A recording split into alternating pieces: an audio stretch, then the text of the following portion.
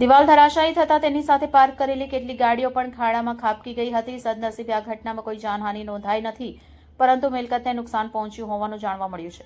ઘટનાની જાણ થતાં જ પોલીસ અને ફાયર બ્રિગેડની ટીમ તાત્કાલિક ઘટના સ્થળે પહોંચી ગઈ હતી અને બચાવ તેમજ સુરક્ષા કામગીરી હાથ ધરી હતી.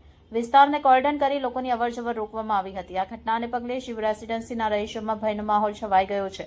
રહીશોએ બાંધકામ દરમિયાન પૂરતી સલામતીના પગલાં ન લેવાતા હોવાનો આક્ષેપ કર્યો છે અને તંત્ર પાસે યોગ્ય તપાસ તેમજ કાર્યવાહી કરવાની માંગ કરી છે.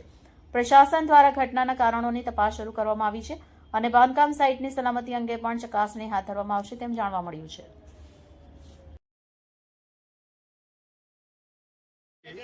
જે અતિરિક્ત 11:30 વાગ્યાની રાત્રિ દરમિયાન જે ઘટના અહીંયા બની એના અનુસંધાને પોલીસ ડિપાર્ટમેન્ટ તો હાજર થઈ ગયો.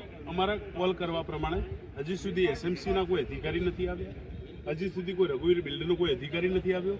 નથી કે આ જગ્યાનો કોઈ બિલ્ડર કે એના કોઈ એન્જિનિયરો અહીંયા આવ્યા તો અમે કોને માહિતી અમે પ્રદાન કરીએ? અમે સોસાયટીવાળા આજે 400 માણસો અહીંયા 1500 માણસો નીચે હાજર છે અમારી સોસાયટીના નીચે, અને જે જમીન ધસી ગઈ અને 9:30 રિક્ટર સ્કેલમાં જે કહેવાય એ પ્રમાણે ભૂકંપ જેવી પરિસ્થિતિ અમારા બિલ્ડિંગમાં સર્જાઈ. અને અત્યારે તમે જોઈ શકો છો અહીંયા સાહેબ, અહીંયા કેમેરામેન પ્લીઝ, અહીંયા જે 100 મીટરના અંતરમાં મારા બિલ્ડિંગના ટાવરના આગળમાં 25 મીટરના સૂક્ષ્મ અંતરમાં જે 100 મીટર જે ખોદાઈ કરી છે એના માટે જવાબદાર કોણ છે? શું બિલ્ડર છે? શું એસએમસીના અધિકારીઓ છે? શું ગુજરાત સરકારના અધિકારીઓ છે? કે શું હરસંઘવી સાહેબ છે? હરસંઘવી સાહેબ તો સુરતમાંથી ડેપ્યુટી સીએમ તરીકે આવી રહ્યા છે. તો હરસંઘવી સાહેબ, તમને ખાસ અહીંયા આમંત્રણ અમે આપીએ છીએ શિવ રેસિડેન્સી પરિવારના વ્યક્તિઓ કે અહીંયા આવી નજર સમક્ષ આ ઘટનાનું તાત્કાલિક નિવારણ લાવો.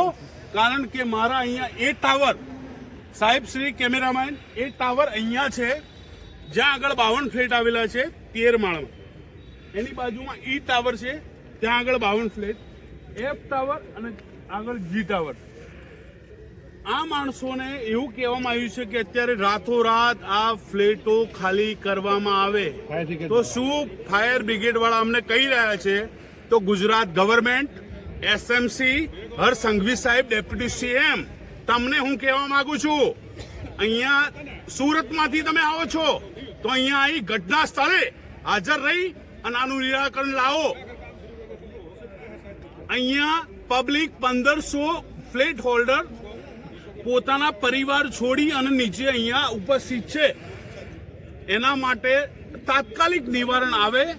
અમે મીડિયાને અહીંયા નેશનલ મીડિયા, ડોમેસ્ટિક મીડિયા અને ઇન્ટરનેશનલ મીડિયા બધાનું સ્વાગત કરવા માટે અમારો 400 પરિવારનો ફ્લેટ હોલ્ડર અમે 1500-2000 વ્યક્તિ ઉપસ્થિત છીએ.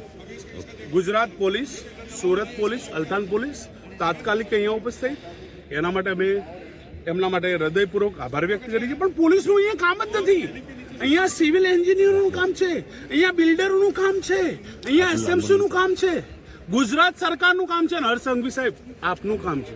સો કમ હિયર.